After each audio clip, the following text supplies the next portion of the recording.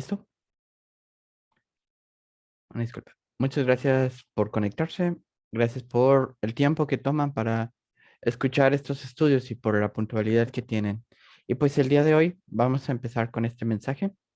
Para contexto, debemos saber que este será el último mensaje del libro de Juan, pues está basado en la historia que se relata en el capítulo 21 de Juan, que es el final de este evangelio. Aquí vamos a ponernos un poco en contexto. En este punto, el Señor Jesús ya ha resucitado. Él ya fue crucificado, fue puesto en la tumba durante 3 días, para después resucitar de entre los muertos, venciendo la muerte con poder, y así dándonos para nosotros el gran privilegio de la salvación. En este punto, que nos encontramos en el capítulo, Jesús no se encuentra todavía allá donde está hoy en día sentado a la diestra del Padre, y para este punto ha tenido al menos 2 apariciones a sus discípulos, que los hace testigos ya de su resurrección. Ahora vamos a ver el último momento narrado por Juan en el Evangelio que el Señor Jesús pasó con sus discípulos. Sabemos de hecho que este no fue el último momento en sí que el Señor vio a sus discípulos, pues este es el momento de la ascensión que se nos menciona en los otros evangelios. Pero Juan decide que este sea el cierre de su libro, un momento personal con el Señor. Aquí vemos, al igual que en varias partes de este evangelio, cómo Juan nos narra este suceso de una manera o una más bien perspectiva bastante personal. Y vamos a empezar leyendo. Vamos, si tienen su Biblia ahí a la mano, pueden acompañarme leyendo Juan 21, capítulo 21, versículos 1 al 3. Y me voy a permitir leer. Dice: Después de esto, se manifestó Jesús otra vez a sus discípulos junto al mar de Tiberias, y se manifestó de esta manera. Estaban juntos Simón Pedro, Tomás llamado el Dídimo, Natanael, el de Caná de Galilea, los hijos de Zebedeo, y otros 2 de sus discípulos. Simón Pedro les dijo: Voy a pescar. Ellos le dijeron: Vamos nosotros también contigo. Fueron y entraron en una barca, y aquella noche no pescaron nada. Aquí vemos en qué posición se encontraban los discípulos después de la muerte de Jesús. Ellos, o al menos algunos de ellos, según el pasaje, se encontraban pescando. 7 de ellos, para ser precisos. Esto no nos dice nada por sí mismo. De hecho, muchos de los teólogos y personas estudiosos de la palabra han señalado que es posible que mientras ellos estaban con Jesús, lo cual suena muy lógico, no desempeñaran el oficio de pescar de una manera continua durante el tiempo que estuvieron con él, puesto que ellos estaban trabajando para el Señor, ellos iban y predicaban, ellos estaban en lugares que muchas veces siquiera no había un mar cerca para pescar. Ellos eran suplidas sus necesidades probablemente por medio de las ofrendas, por medio de la hospitalidad de algunos creyentes, y pues la pesca no era algo necesario que ellos tuvieran. Ellos se habían vuelto pescadores de hombres, ellos acompañaban al Señor Jesús en su ministerio, por lo que este oficio no era algo que ya desempeñaban. Pero en este momento, después de la muerte del Señor, sus circunstancias eran diferentes. Al morir Jesús, es probable que los creyentes que existieran fueran dispersados, por así llamarlos, o que su ánimo estuvieran pues por los suelos. Muchos de ellos, como los discípulos en los capítulos anteriores, estaban tristes porque no creían en la resurrección del Señor Jesús, o más bien no comprendían lo que el Señor Jesús les había hablado acerca de ellos. Es probable que el modo de vivir que los discípulos o los apóstoles tuvieron durante esos últimos años, en estos momentos estuvieran cambiado. Es también probable que teniendo tantas cosas en sus cabezas durante los últimos días, después de la muerte del Señor, después de que el Señor volviera, pues buscaran de alguna manera desempeñar este oficio de la pesca como un escape o el encargarse de algo mientras estaban pasando todas estas cosas. Y la verdad es que es algo fácil de, de relacionar, de empatizar. Muchas veces, quien de nosotros cuando pasamos por un problema, estamos pasando por alguna situación o han pasado cosas difíciles, buscamos ciertos medios de escapes, como hay gente que le gusta ver películas, gente que le gusta ponerse a leer, gente que le gusta hacer algo, mantenerse ocupado mientras todas estas cosas están pasando. Pero vamos a ver cómo les funcionaba esto. Ellos a lo menos sabemos que estaban pescando. Era temprano, posiblemente la madrugada del siguiente día que empezaron a pescar. La pesca no parecía ir bien. Nos dice la Biblia que ellos no habían pescado nada. No pescaban nada más que algas, basura marina. Y de hecho esto no es algo muy extraño en la vida de un pescador. El no pescar nada, si bien no es algo que pase todo siempre o más de lo normal, es algo que puede llegar a pasar. Pero sin embargo es algo que es bastante frustrante, como lo es trabajar para nosotros, como lo es trabajar y no ver las recompensas y no ver los resultados de nuestro arduo trabajo. Y es que así puede ser la vida. No siempre que trabajaremos arduamente, en especial, vamos a obtener los resultados que estamos esperando de nuestro trabajo. Y como discípulos, puede ser, como con los discípulos, puede ser muy frustrante para nosotros también. El no tener resultado de nuestro trabajo parece frustrante. Aún más cuando nuestro trabajo para el Señor parece no tener ningún resultado. Pero debemos tomar en cuenta que el Señor nos da promesas para esto. Nos dice, sabiendo que vuestro trabajo en el Señor no es en vano, a su tiempo, y nos dice que a su tiempo segaremos si no desmayamos. Nosotros no trabajamos por una recompensa para el Señor, trabajamos por obediencia. Y de la misma manera desempeñamos nuestras labores en lo secular, en nuestro trabajo.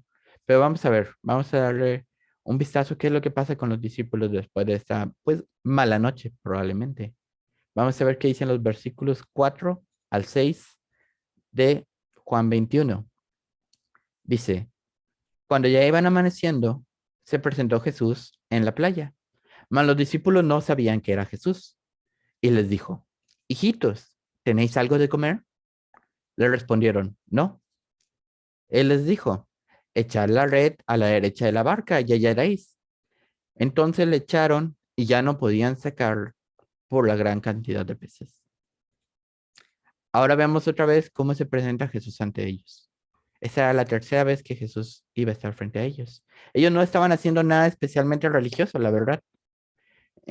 Pescar no es una actividad espiritual ni es una actividad edificante para la vida de un cristiano. Sin embargo, vemos algo interesante del carácter de Jesús que hemos visto en diferentes ocasiones durante este evangelio. Y es que el Señor se interesa en todos los aspectos de nuestra vida. El Señor no simplemente ve nuestro trabajo dentro de la iglesia, también ve nuestro trabajo en nuestra vida cotidiana. Él ve cada aspecto de nuestra vida y se preocupa por cada uno de ellos. Ahora, vemos que el Señor se encontraba bastante lejos de ellos. Estaba aproximadamente, dice la Biblia, a 110 metros de donde se encontraban. Es lo que se traduce. Ahí viene la medida en codos más adelante, pero sabemos que son aproximadamente 110 metros según las medidas en ese tiempo. Que equivale, si lo quieren ver como una referencia, aproximadamente al largo de un campo de fútbol profesional. Lo cual es probablemente la razón por la que ellos no podían distinguir a Jesús. Si te pones de un lado de la portería al otro, es probable que no sabes que hay alguien parado, pero no sabes quién es. Aparte que en esos mares, en las mañanas, hay cierta neblina que no permite ver. Ellos vieron a este hombre desconocido para ellos preguntar por su pesca.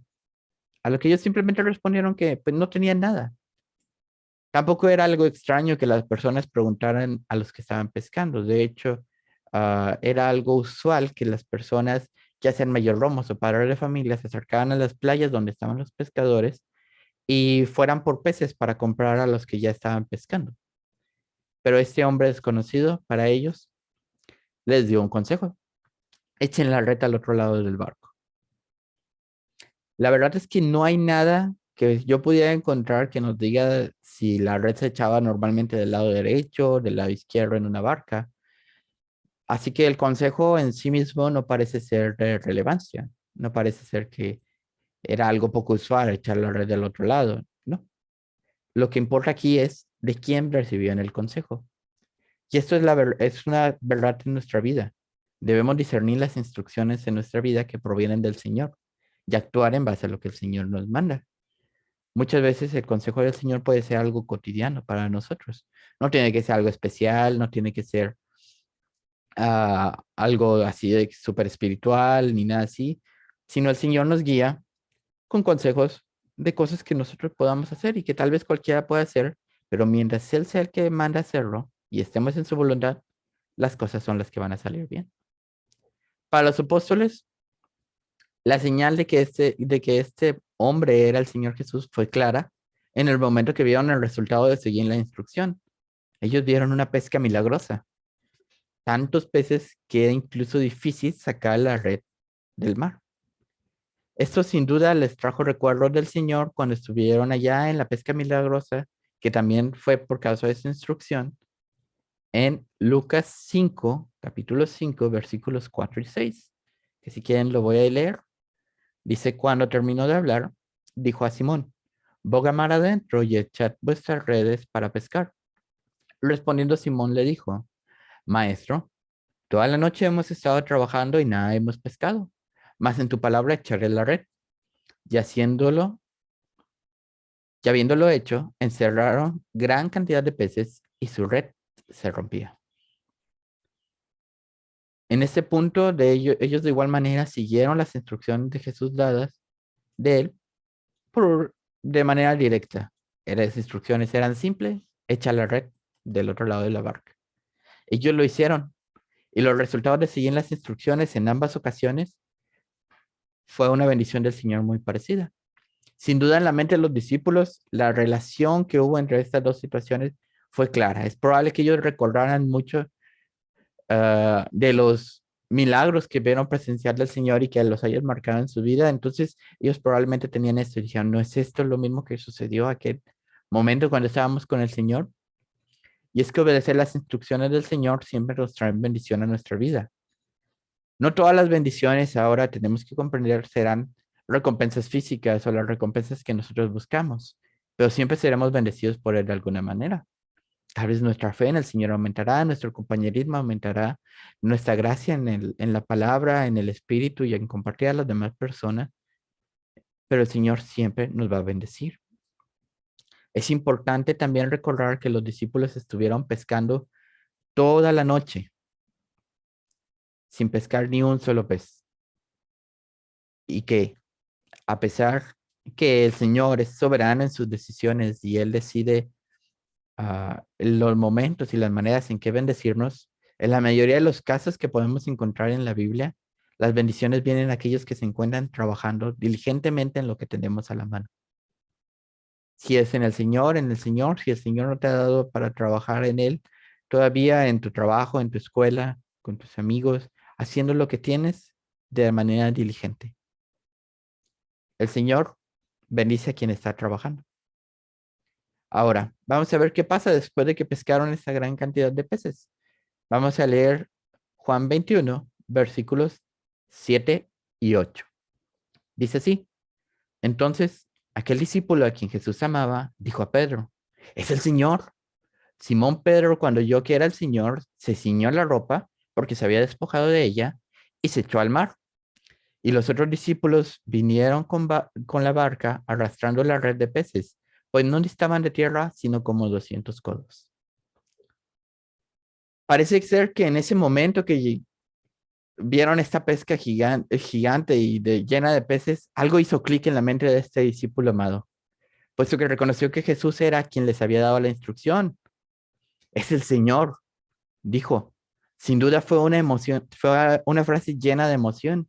La noche pasada habían estado pescando y la decepción de que no habían pescado absolutamente nada, en ese momento fueron borradas. Una sola frase posiblemente cambió el ánimo de todos los que estaban en la barca de una manera casi inmediata. Era su Señor el que había resucitado y pareciera que ya no lo veían tan seguido. Juan fue quien reconoció a Jesús primero. Él fue quien reconoció a Jesús primero también cuando habían resucitado. Y cuando vio la tumba vacía del Señor, él fue y reconoció lo que pasaba primero. Pero Pedro fue el más impulsivo en su acción. Pedro, sin pensarlo dos veces, se puso la ropa que se había quitado, que era algo común a los pescadores en ese tiempo, pescar con algo más ligero, con menos ropa, y se aventó al mar al encuentro de su Señor. La verdad es que es conmovedor e interesante imaginar lo que Pedro pensaba en ese momento. La verdad es que la barca no era lo suficientemente rápido para llegar al encuentro de su Señor. Posiblemente consideró de que tal vez si me lanzo al mar, caminaré en él para llegar rápido al encuentro de mi Señor, pero no le importaba caminar o nadar. Él quería ya estar con su Señor. Él había visto a su Señor, había visto el poder que había pasado en él y quería simplemente pasar más tiempo con él. Ellos solo lo habían visto 2 veces antes de que resucitara, después de que resucitara, perdón. Y él quería verlo, quería pasar el mayor tiempo posible con él. Pedro nadó aproximadamente 2 vueltas en una alberca olímpica para llegar rápido a donde estaba Jesús, mientras que los otros discípulos y apóstoles volvían arrastrando la red de peces que habían pescado. Esta, dice la Biblia, como una aclaración, sin romperse, a diferencia de cómo pasó en la ocasión en esa ocasión que leímos allá en Lucas. Estoy seguro que el Señor se complacería en ese entusiasmo y en acercarnos a Él de esta manera. En todas las veces que vengamos al Señor en nuestra vida, deberíamos venir de esta manera. Siempre que veamos, es el Señor el que está actuando en nuestra vida. Es el Señor el que nos ha permitido llegar aquí. Es el Señor el que nos sigue cuidando y cuidando a pesar de todo lo que pasa a nuestro alrededor. Ojalá nos acerquemos de esta manera al Señor. Luego sigamos leyendo. Capítulo 21, versículos 9 al 11. Al descender a tierra, vieron brasas puestas y un pez encima de ellas, y pan. Jesús les dijo, traed los peces que acabáis de pescar. Y subió Simón Pedro y sacó la red a tierra, llena de grandes peces, 153. Y aun siendo tantos, la red no se rompió. Cuando llegaron a la playa, encontraron al Señor Jesús, con unos pez listo en las brasas y un pan para comer. Jesús vuelve a mostrar aquí a sus discípulos que Él no venía para ser servido, Él venía para servir a los demás y Él siempre fue humilde frente a sus discípulos. Y este mismo Señor es nuestro Dios. Jesús, un punto importante es que Él no dependía de lo que sus discípulos pescaran para darles de comer. El Señor ya tenía ahí pescado, ya tenía pan, y los pescados que trajeron los discípulos simplemente iban a sumar un poco al menú que el Señor ya les tenía preparado para ellos. Y es que el Señor no depende de nosotros para hacer su obra, pero el Señor se complace en esto. El Señor, por su gracia y por su misericordia, nos hace partícipes de la obra que Él tiene para nosotros. El Señor se complace en que nosotros vivamos para Él, trabajemos para Él. No porque nos necesita, sino porque nos ama. Jesús, ahora dice el versículo, Jesús les dijo, traed de los peces que acaban de pescar. Subió Simón Pedro, sacó la red a tierra llena de peces, 153. Pedro fue rápido en obedecer la siguiente orden del Señor. Probablemente estaba mojado, empapado en la playa después de nadar. Le dijo, trae los peces. Y fue Pedro corriendo, arrastró los peces a la tierra, bastante pesados para ser 153. Y este número es interesante.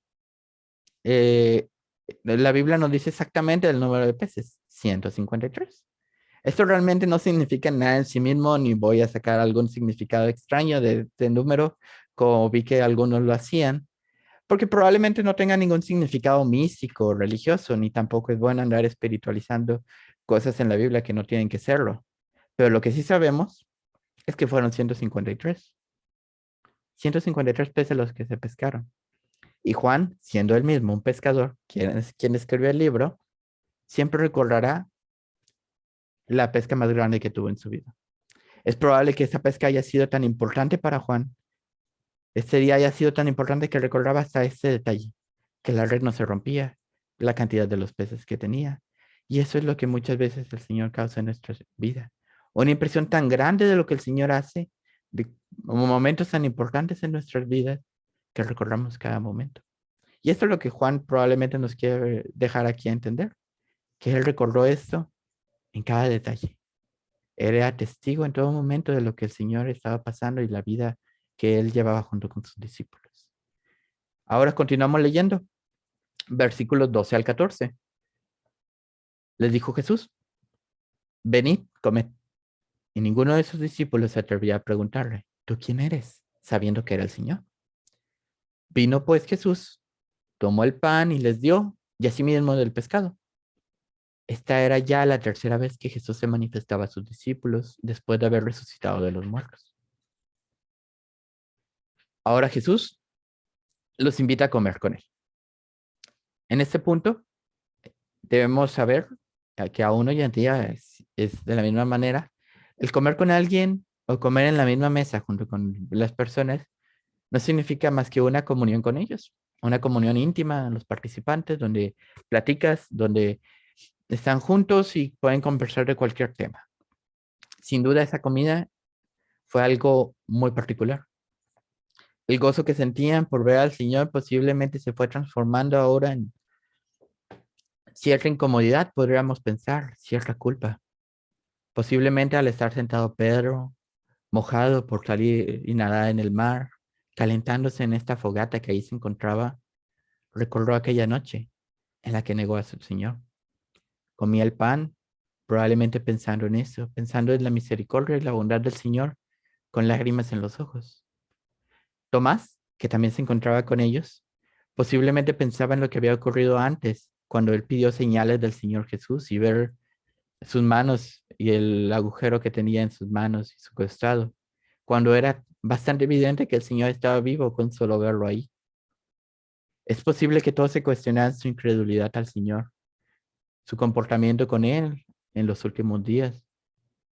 Fue sin duda una comida muy interesante, algo incómodo tal vez, pero bastante reflexiva para ellos, en ese momento que tuvieron con el Señor. Y cuando vamos al Señor, puede ser así. Muchas veces lo es. A veces vamos a su presencia y recordamos lo poco que merecemos la presencia del Señor o cómo pudimos hacer más por Él en algún momento determinado de nuestra vida. Y la verdad es que esto es algo bueno. Siempre y cuando esta tristeza que experimentemos sea ya como la menciona en 2 Corintios 7:10, porque dice que la tristeza que es según Dios produce arrepentimiento para salvación. Y podemos ver, y por el gran ministerio que tuvieron los discípulos después, esto fue así.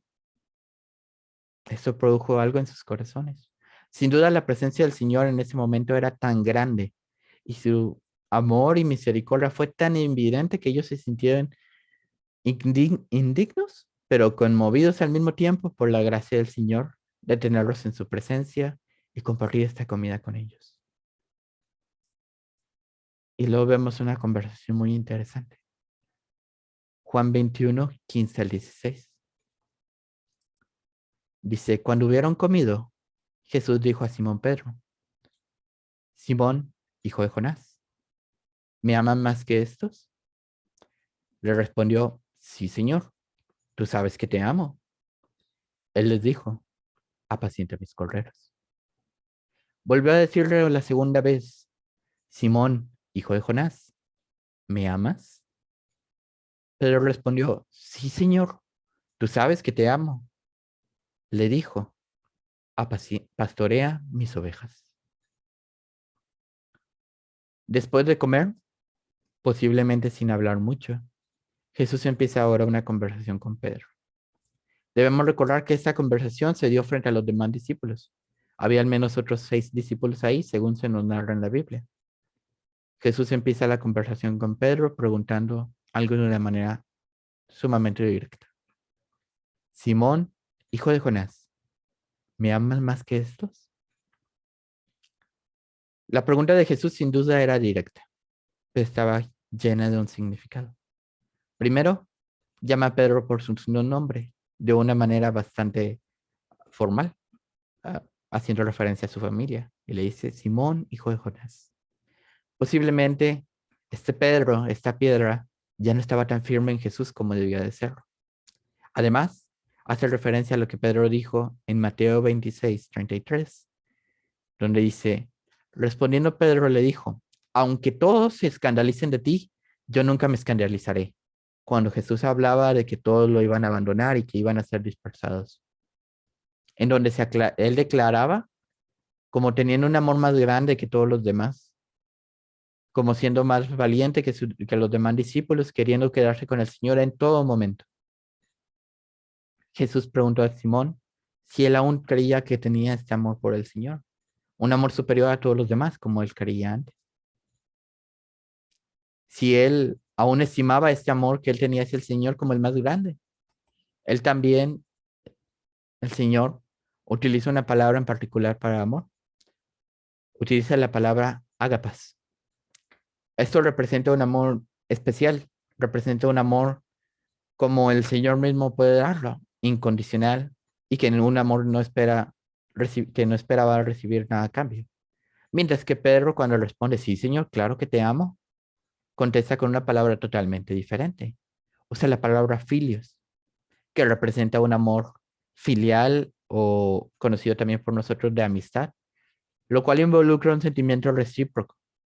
Un amigo se quieren entre sí. Y el Señor preguntaba, Pedro, ¿me haga paz? Y Pedro respondía, sí, Señor, te filio. Pedro responde las primeras dos veces de la misma manera.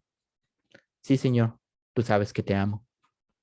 La verdad es que Pedro realmente quería al Señor.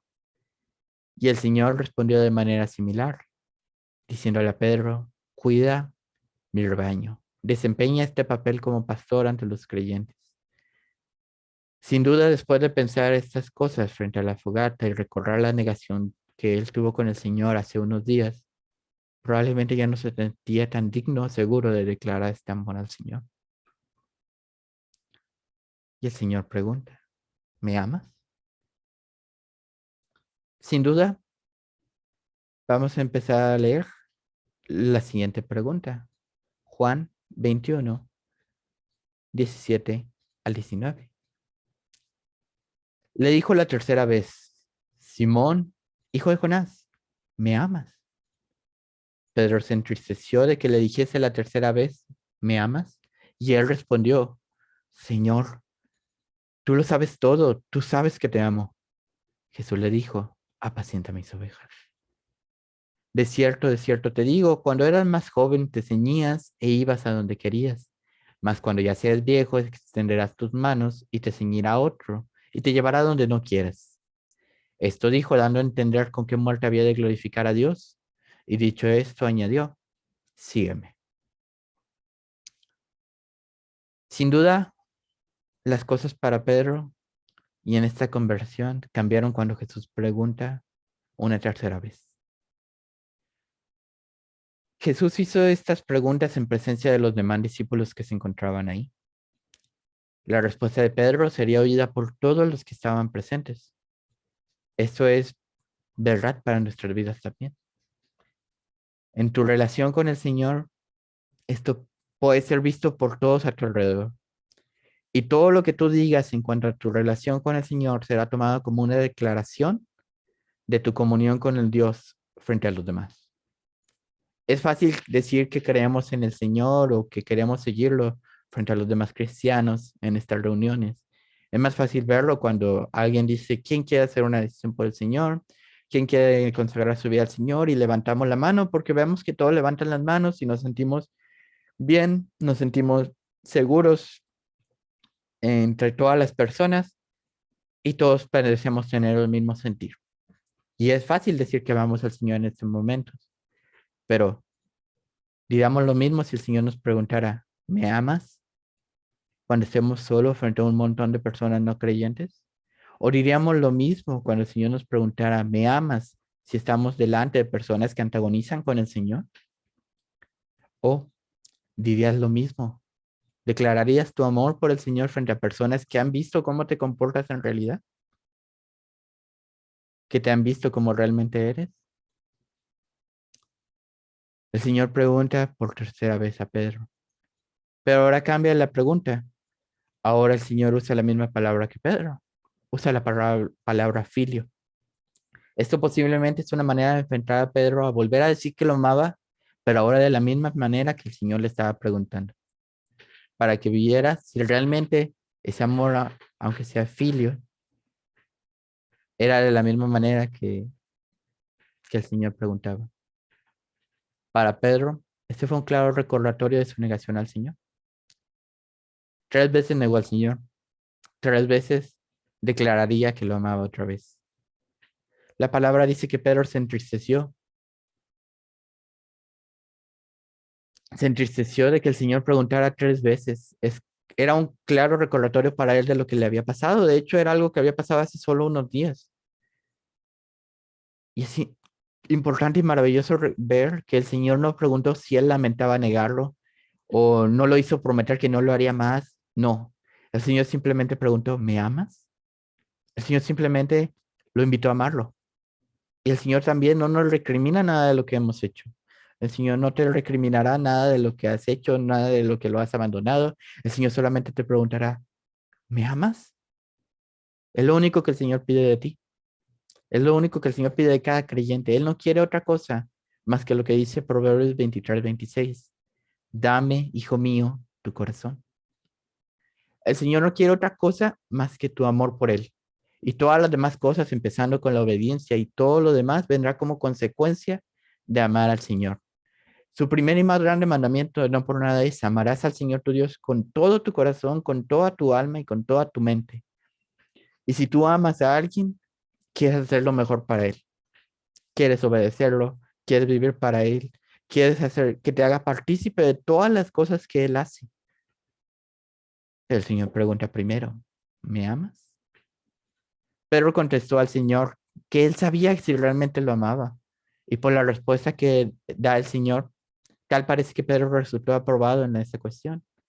Y ahora invita a este Pedro totalmente arrepentido, a trabajar para el Señor y poner sus ojos en lo que tenía para adelante. Y Jesús termina esto diciendo, sígueme. Es importante ver esta frase. Una traducción más específica de eso sería algo parecido a continúa siguiéndome, haciendo una referencia a lo que Jesús le dijo allá a Pedro al principio en Mateo 4:17, donde lo invitó a venir y que le dijo, venid en pos de mí. El Señor quería que Pedro continuara el camino correcto de la obediencia y servicio al Señor. Él le reveló en este momento la muerte con la que iba a morir. Le dijo, es lo que dice Juan aquí, donde dice, esto dijo, dando a entender con qué muerte había de glorificar a Dios. Y aún diciéndole que iba a morir de esta manera, como un mártir glorificando al Señor y por el Evangelio, terminó diciendo, sígueme. Según la historia que conocemos, Pedro cumplió esto en su vida. Él murió con un mártir por el Evangelio del Señor. Glorificó al Señor en su muerte, como dice Juan. Él siguió al Señor. Él cumplió esto. La verdad es que siguió al Señor en todos. Demostró su amor por el Señor. Demostró su arrepentimiento hacia lo que había hecho el Señor y lo siguió. Luego vemos que dice Juan 20:23. Dice, volviéndose Pedro, vio que le seguía al discípulo a quien amaba a Jesús, el mismo que en la cena se había recostado al lado de él y le había dicho al Señor, ¿quién es el que te ha de entregar? Cuando Pedro le vio, dijo a Jesús, Señor, ¿y qué de este? Jesús le dijo, si quiero que él quede hasta que yo venga, ¿qué a ti? Sígueme tú. Este dicho se extendió entonces entre los hermanos que aquel discípulo no moriría. Pero Jesús no le dijo que no moriría, sino, si quiero que él quede hasta que yo venga, ¿qué a ti? Lo siguiente que contestó Pedro es, Señor, ¿y qué de este? Refiriéndose a Juan que estaba ahí junto con ellos, a este discípulo amado. Y muchas veces podemos encontrarnos haciendo esto ante un reto del Señor o un cuestionamiento difícil que Él nos pone y preguntar, ok, Señor, pero ¿qué de estos? ¿Qué hay de mi hermano? Él también te debe seguir, ¿no? Y el Señor te va a responder de la misma manera que respondió a Pedro. Si yo quisiera hacer lo que quiera con él, ¿a ti qué? Sígueme. El Señor de ti no quiere nada más que tu corazón. Al Señor no le interesa lo que los demás puedan hacer cuando se está dirigiendo a ti. Cada quien dará cuentas a Dios de sí mismo y el Señor a cada quien llevará a Él. Procura primero tú hacer lo que el Señor quiere de ti antes de preocuparte por lo que los demás hagan por el Señor. La decisión de seguir a Jesús es una decisión personal entre tú y Él. Nadie más puede tomar esta decisión, solo tú. Solo tú puedes recibir al Señor en tu corazón, solo tú puedes querer seguirlo y nadie más te puede obligar a hacerlo. Ni tus padres, ni tus amigos, ni tus maestros, ni la presión social, nada te puede obligar a seguir al Señor. Es algo que tú tienes que decidir. No desperdicies la oportunidad de hacerlo ahora. No te detengas a considerar, oye, ¿y qué harán los demás? ¿Lo seguirán también? Es que no quiero estar solo. No, no, no. El Señor quiere algo personal contigo. Luego sigue algo interesante, los últimos dos versículos, donde dice, este discípulo amado que da testimonio de estas cosas y escribió estas cosas. Este es el discípulo amado que da testimonio de estas cosas y escribió estas cosas. Y sabemos que su testimonio es verdadero. Y hay también otras muchas cosas que Jesús hizo, las cuales si se escribieran en una por una, pienso que ni aún en el mundo cabrían los libros que se habrían de escribir. Amén. Juan nos revela aquí que este discípulo amado del que se habla durante todo este evangelio es el mismo. Las menciones de este libro siempre lo ponen el discípulo que Jesús amaba, como el discípulo amado. Y saben, es interesante notar cómo Juan se veía a sí mismo. Y es importante que nos veamos de esta manera. Él no se veía así porque Jesús tenía una preferencia por sus discípulos. Él no se ponía el discípulo amado eh, porque el Señor era el preferido o algo así como podríamos pensar. Él se llamaba a sí mismo el discípulo amado porque él era consciente de cuánto lo amaba el Señor. Y cuando tú eres consciente de cuánto te ama el Señor, te vas a sentir como el más amado del mundo. Porque el amor del Señor es infinito. Y eso es lo que causa el ser amado por el Señor. El conocer el verdadero amor con el que el Señor te ama. Después nos dice una verdad. Y él dice que es que en todos los evangelios no sería posible enumerar ni escribir todas las cosas que Jesús hizo, las cuales, dice Juan, no podían escribirse ni en todos los libros del mundo. Es posible que él no solo haga referencia aquí a lo que hizo mientras Jesús estaba vivo en la tierra, o lo que hizo mientras él seguía vivo, y los milagros que hicieron los discípulos y los apóstoles cuando el Señor ya había muerto, y los vemos en las demás epístolas, en el libro de los Hechos y todo lo demás, sino también en lo que aún el Señor mismo hace hoy en día. Y si intentáramos enumerar todos los milagros y todos los cuidados del Señor y todas las obras tan maravillosas que ha hecho el Señor, aún en nuestras vidas, no podríamos.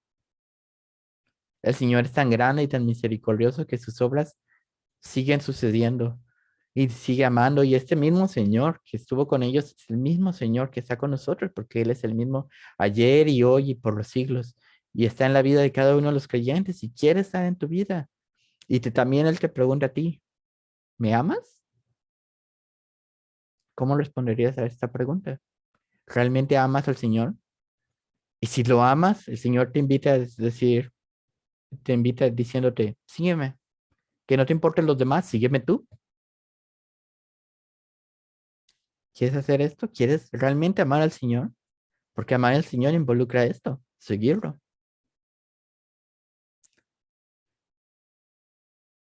Vamos a hacer una oración. Va a hacer una oración. Tú también puedes hacer algo parecido en ti. Decirle al Señor con tus palabras que quieres seguirlo, que realmente lo amas. Y por eso mismo quieres seguirlo. Voy a orar. Señor, Padre mío, pues comprendemos, Señor, tu amor hacia nosotros, Padre Santo. Comprendemos cómo nos has amado, Señor, con un amor tan grande que dices tu vida por nosotros, Padre mío, para perdonarnos nuestros pecados, Señor. Aun siendo nosotros tan indignos, Señor, y pecadores, Padre mío, y pues aceptamos, Padre mío, este regalo, Señor. Acepto esta Pero regalo, Señor, del que soy indigno, mas por tu gracia y misericordia, Señor, tú lo has pagado, Señor, y has pagado por mis pecados, Señor, ya has resucitado y vencido la muerte, Señor, con poder, Padre mío. Señor, dame esta capacidad, Señor, de amarte, Señor, y ayúdame, Padre mío, a seguirme, Padre. Tú produces este querer, Señor, como hacer, Padre mío, por tu santa voluntad. Y ayúdame, Señor, a vivir en estas obras, Señor, que tú has preparado de antemano para que estén ellas, Señor. Permíteme, Señor, seguirte, Padre mío, sin importar los demás, Señor, sin importar las circunstancias, Señor, y poder glorificarte, Padre mío, en cada momento de mi vida, Señor, y en cada lugar, Señor, donde tú me has puesto, Padre Santo. Quédate con nosotros, Señor. Te doy gracias por la vida de los jóvenes, Señor, y las personas que se conectan para oír este mensaje, Señor. Y sé tú, Padre mío, hablando a los corazones, Señor, de cada uno de nosotros, Señor, por medio de tu palabra, como lo has hecho, Señor, durante todos estos mensajes. Quédate con nosotros, Padre mío, te lo pido y te lo agradezco. Todo esto en el nombre de tu amado Hijo y por su sangre derramada en la cruz. Amén, Señor. Muchas gracias. Espero les haya sido de bendición.